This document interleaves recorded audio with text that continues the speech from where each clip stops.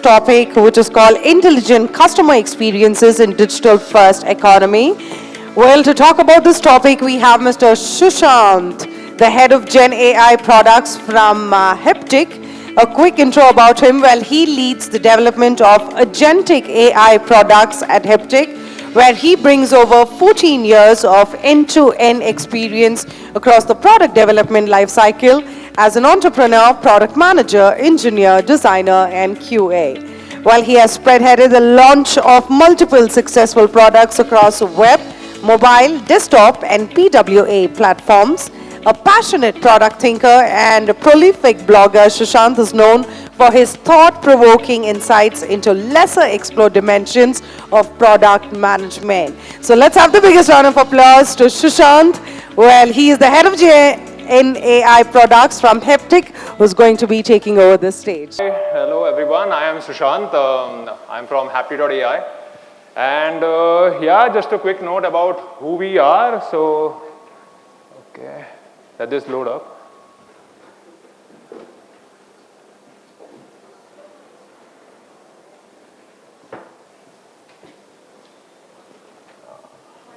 Yeah, okay, perfect. So, Happy.ai, we build conversational AI agents for enterprises. So, we've been in this space since 2013, as you can see it over here. Over all these years, we have built a robust platform that has been trusted by 500 plus enterprises, 50,000 plus SMBs, and our experience in this field is also bolstered by the fact that we have processed over 25 billion AI transactions overall. And we also are proud to have a very strong 4.5 out of 5 customer rating on global platforms like G2. Now, of course, our partnerships are also very important and crucial for your tech innovation, and we are proud to have partnerships with industry giants like Meta, Google, DU, Microsoft, AWS. So that's important as well. And last and not at all the least, being a part of the Geo company itself, the Geo brand itself, it adds to our overall credibility, to our overall strength, and it lets us deploy our solutions globally across scale. Now, quickly before we get into the presentation of the day, right? A few accolades that we have received over the years is like being the tech startup of the year given by Entrepreneur, or as you can see, the SMB Focus Partner Award received in 2024 from WhatsApp itself. You can also see that these are the two things that I would really like to call out. Is one being the Geo Mart conversational shopping experience that which we had launched on WhatsApp in a collaboration with Geo Mart and Meta. So it was a significant uptake at that time. It was a significant shift in conversational commerce at that time, which is why we had even Mark Zuckerberg who posted this and sent accolades to this initiative. And we were also proud to collaborate with MyGov India and Meta to launch the official COVID bot that which was there to disseminate the information. So, and of course, these are the clients that we work with who trust us. Now, let me just pause for a moment and call out the obvious. The reason I am walking you through this, right? The reason I was talking about those stats, I was talking about those accolades or these clients that I am showcasing here, it's not to flex or it's not to boast. The reason we are talking about is because the next topic that we are going to get into, which is AI agents, as a field in itself, as a space in itself is very, very new. And in a space that is very, very new, it's very easy for everybody to come and say that, hey, we are the leaders. Because everybody has built out something, everybody has demos, everybody has certain presentation decks that they want to showcase. So it's very easy to do that. But from a customer standpoint, what's important for you is not to pay attention to the one who is loudest. What we want to find out is the one who has been here for quite some time now, has picked up a few battle scars along the way, has learned a few things, and has a few credible wins under their belt. And that's where we come in. That's what Haptik is all about. Because we've been in the trenches of conversational AI ever before large language models made it very cool and very accessible. So the reason I'm giving you this context is because everything that is going to be here from henceforth onward is not just theory, it's all grounded in real life experiences, real life scenario, real life been there, done that kind of experiences. Okay, so that's why this context was important. It's not to impress you, it's more so that you know that you can trust what we are going to say here on forward, why what we are going to say here on forward, it's worth paying attention to. Okay, now enough about that, right? So let's dive into this use case. What we're going to do is we're going to think of ourselves as businesses, as somebody who is providing internet services. So we provide internet services and our consumers consume the internet service that we provide. Now, imagine that there is this one of our customers who is, let's say, is a working professional on a very tight deadline. And this customer currently is not able to access the internet. So they are clearly annoyed, they're clearly frustrated, and they want this problem to be solved now. Now imagine if we were in this, we have been in those places, right, before. What do we do in these cases? When we are faced with that situation, when we have a problem, we want to solve it real time, what do? We pull out our phones and we'll call, right, period. That's what we do. We pull out our phones and we call. That's how we want to do it. Because it's real time, I want to solve now. But now, again, thinking from a business perspective, right, we are business people here. Do we want these customers to call us right away? Do we want them to call us right away? No, we do not. Why? Because running a call center is very, very hard. It's expensive as a setup. It's difficult to scale. Why? Because each agent that we have can only speak to one customer at one time. Every new customer that reaches out to us is then put into a queue, and every second that they spend into that queue is increasing their frustration. Now, if we try to optimize the queue time, right, how do we do that? We need to add more agents. But then as we know, the call center attrition rate is astronomically high. We know that. And that's why we are continuously, we are backfilling, we are training, we are trying to maintain quality. And if we try to do this setup in a 24/7, we want to do this 24/7, the costs go astronomically high. It goes through the roof. And the real kicker here is that 60 to 70% of these queries that are keeping these agents busy are repeat queries. So now, as businesses, how do we try to solve this problem? What we try to do is we naturally turn to automation. We want to automate them. How do we automate them? We set up IVRs. We set up IVRs, and then in these IVRs, what we do is we set up those menu options. We set up a few menus, and there are those hierarchies under those menus, and we want the users to find those 60 to 70% of the use cases within these menus, find them, find the resolution, and that's why we bury the option to get in touch with an agent much further down in this menu hierarchy. We want them to find the option right in the menu. If they do not find anything, that's when they should reach out to our agent. That's how we set it up. From a business standpoint, makes perfect sense. It's absolutely fair to think that. But now, if we just go back to this frustrated customer. They made a call. That call is connected. They have been presented a few options. Now they need to remember which option made most sense. Now they go through a menu hierarchy, trying to make sense, just hoping that they would land up at the place that will solve their issue. And see, this person just wanted to talk to someone, get their problem solved. So eventually, after they have gone through a big menu, a big hierarchy, they reach a point where they finally find this option to reach out to an agent. And they hit that option. What is it that they get to hear? What do they get to hear most of the times? Hey, your call is on hold. These agents, our agents are currently busy. Somebody will be with you shortly. Please stay on the line. Right? So they are in the queue now. So that's, you imagine, and then the music starts, right? The music keeps playing for them just to keep them entertained. And now think about it, right? They are listening to the music comes to an end, they are hoping that somebody joins in, and the music just loops back. This right here, this point itself is the break point for our customer. This is where they mentally just check out. But now, let's think about a different use case. I saw the gentleman over here tell us about voice AI agents, right? So rather than just, thinking about it, let's try to see. What I'll try to do is I'll just make an actual phone call, and I hope it really works through. So I'm making a call here. I'll put it on speaker. Are you guys able to hear this? Just hold it closer to the mic. Hello? Hello? Hey, hi, Customer support. How can I assist you with your internet service today? Hey, hi, my internet is just not working. I don't know what happened. Can you please help me out here? I'm stuck. I understand your internet is not working and that's frustrating. I'm here to help. First, I want to let you know that there are no known outages in your area. Have you tried rebooting your modem? Are you sure there are no outages in my area? Yes, I'm showing no reported outages for your area at this time. If you try rebooting your modem, just unplug it, wait about 30 seconds, and then plug it back in. Let me know if that makes a difference. All right, give me a couple of seconds to do that. Sure. Take your time. I'll wait. Okay, I just restarted my modem, but I still see a blinking light over there. I don't know what to do now.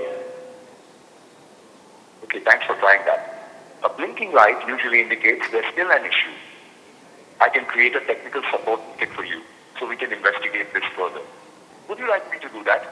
Yeah, please go ahead and do that, but tell me this, right? That will that solve my problem? I want this to be solved urgently. Please. Creating a ticket ensures your issue gets the attention it needs, and we'll do our best to resolve it as quickly as possible. To create the ticket, I need to verify your account. Can you please provide the registered phone number for your Netflix Connect account? Yeah, sure. My registered mobile number is 976932132123. Thank you.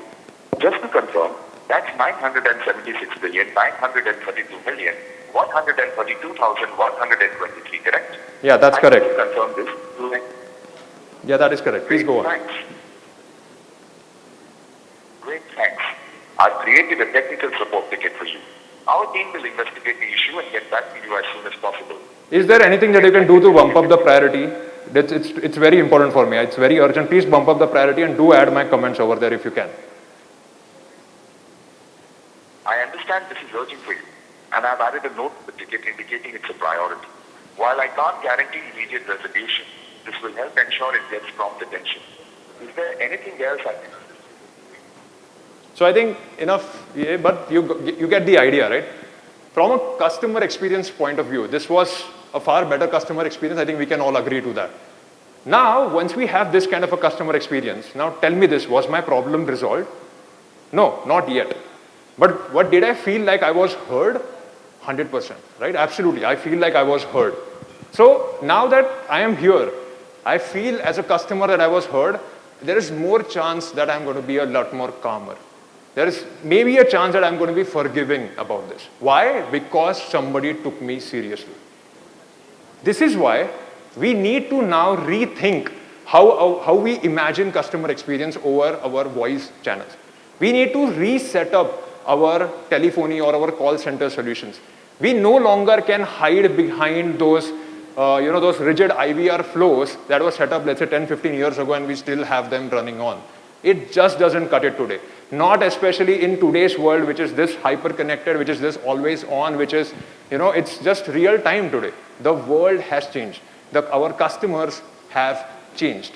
And the technology has finally changed. Has caught up to the expectations that we have.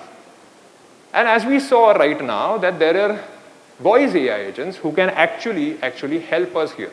So voice AI agents are able to help solve this in a much more better way. Give us the better, the better architecture, the better conversational handling that we all have always required. Now, before we dive into this, right, before we dive into what makes them work, what makes them tick, let's understand one another thing as to what we are trying to do with voice AI agents. We are not trying to replace our human agents with this. Our goal is not to replace them, but to free them. We want them to be free from the 60 to 70% of the repeat queries that they have answered 100 times till now, so that they can focus on the 30% of the queries where we need that human connect, where we need that human experience, where we need that human judgment, that empathy, that nuance, which helps us provide the kind of quality service that builds loyalty, right? And this can only be done when we provide customers exactly what they are expecting by being, actionable, by providing resolution, while at the same time, from a business point of view, making sure that this entire operation is sustainable. And why is this happening now? Because of three reasons.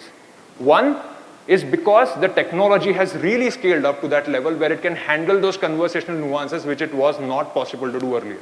Second, customers are now very free to, they're getting accustomed to AI agents. Like, taking a personal example, my parents use ChatGPT. And they are not tech-savvy people, but they use ChatGPT. So our customer behavior is changing. They are very easily talking to these AI agents, are getting very comfortable, and which brings us to the third point, that the customer shift is happening today. It's not 5 years from now. It's happening today, which is why we are talking about this.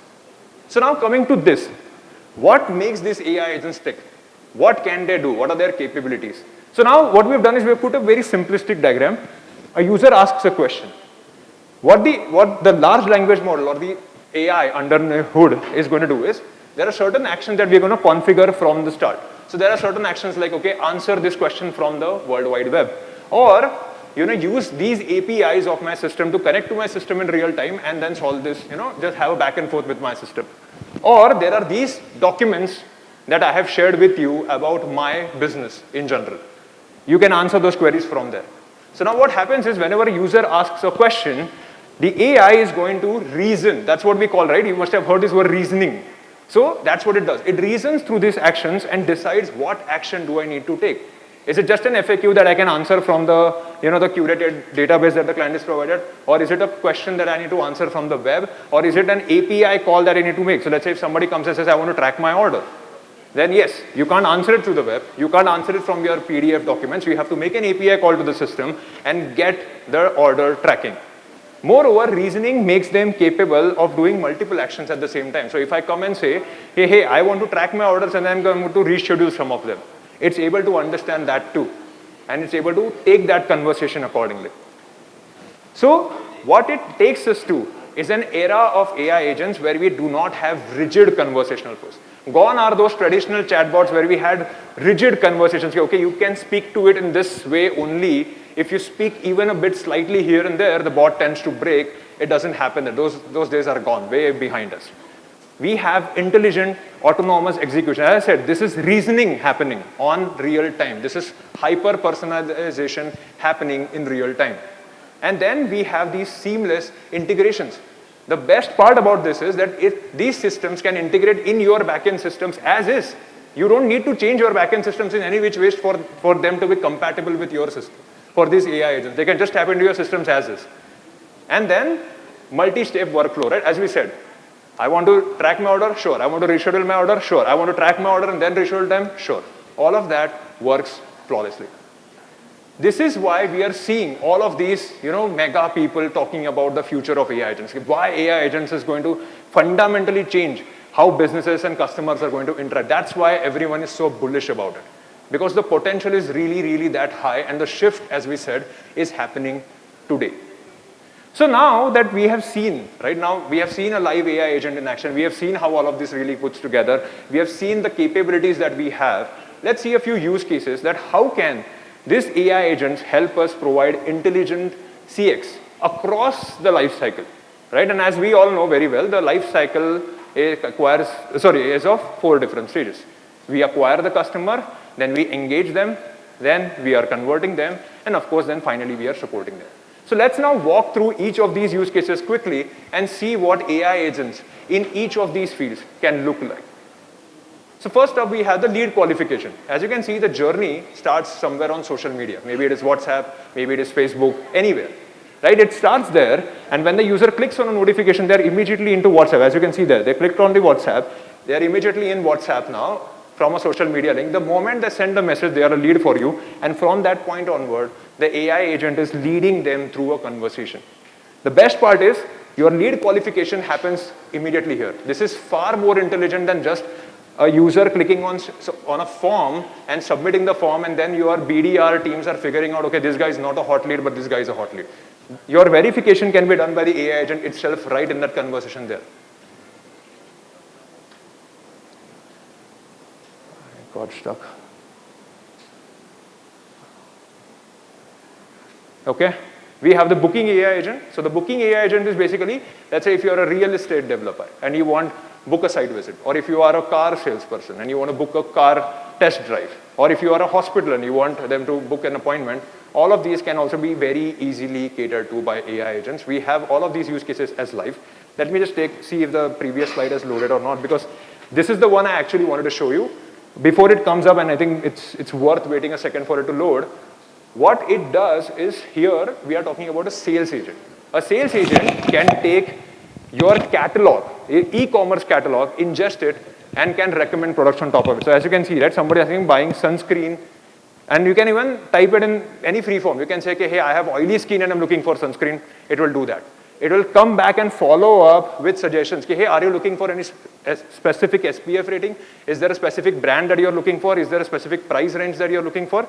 It's smart enough to do that, and it can do that across channels. It's not that you are hardwired to WhatsApp. You can do this in your mobile application. You can do this on your websites, everywhere.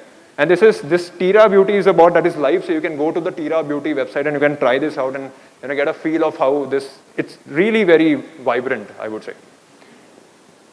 So yeah, the booking agent is something that we saw, and support, right? That's the use case that we saw about, the internet service going down. Support, I would say, is the most natural fit for AI agents. A customer is facing a problem, they reach out to the business, this is 24/7 available, answering FAQs or making API calls, creating tickets, resolving, providing resolutions, everything is happening in real time. So support agents as well, availability. So now that we have gone through all of this, what I'll do is I'll quickly touch upon the platform that we have that builds it, which lets you build such AI agents and deploy them.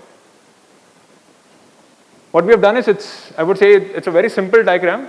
What we show here is the biggest strength that we offer is the omni-channelness. You build an AI agent once, you can put it on telephony, you can put it on web, you can put it on WhatsApp, you can put it on Instagram, you can put it on Facebook, wherever you want it. You don't need to build different AI agents for different channels when you're building it through our platform. Second thing is, these are multilingual by default. So if I would have started talking in Hindi or Kannada or any other language with this voice AI agent right now, or if I would have chatted in a different language, these AI agents are smart enough to detect that and then speak back to me, chat or speak back to me in the same language that I'm talking to. Then there are built-in guardrails. There is contextual grounding that is happening. What does that mean? Very fancy terminologies. What does that mean? It means that the core intellect of these AI agents is what? It's large language models. But these large language models, as we know, are trained on humongous amount of data, almost the information of the World Wide Web. So there is a chance that it could go off the rails. There is a chance that it might potentially answer a query that you don't want it to answer. Those guardrails come built in. You don't need to do anything else separately when you build AI agents from our platform. That they come built in.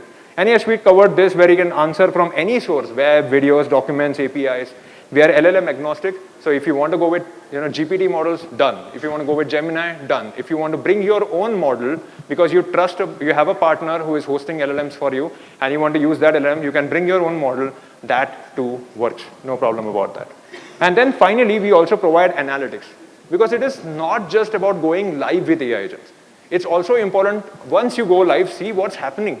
What questions are being answered? What questions are not being answered? What questions could have been better answered? What are your customers saying about them? Right? So yes, finally, I would like to close on this point, right? Which is, I think we started with this, setting a credibility for Haptik, but I would like to end with this as to why Haptik. One, because yes, we have proven expertise. We have been in this space for quite some time. We have an access to an experienced team. We have been through these trenches before. We have picked up a few scars along the way, and we are able to, maneuver you through this very nicely. We have a very battle-tested architecture. We have a very mature and modular design. I won't go into the depth of it because it gets technical from here on. And we have the strategic partnerships which help us extend advantages to you as well. So yeah, on that point, I think, yes, this is the last of it, where the future is going to be for the brands that listen, think, and act intelligently and instantly. So yeah, if you have found this to be helpful, if you want to see a demo for you, customized for your own brand, not just want to imagine how it will look for your brand, but if you really want to take a demo, you can meet us out. We are there on booth number 6, so we'll be more than happy to welcome you there, and we can build some custom demos for you. Thank you so much, guys. I hope this was helpful. Thank you. Please stay back. We have a token of appreciation for you. Let's have Ranjit Kumar, the head of CX at ClickPost, to please join us to felicitate the gentleman with the token of appreciation, please.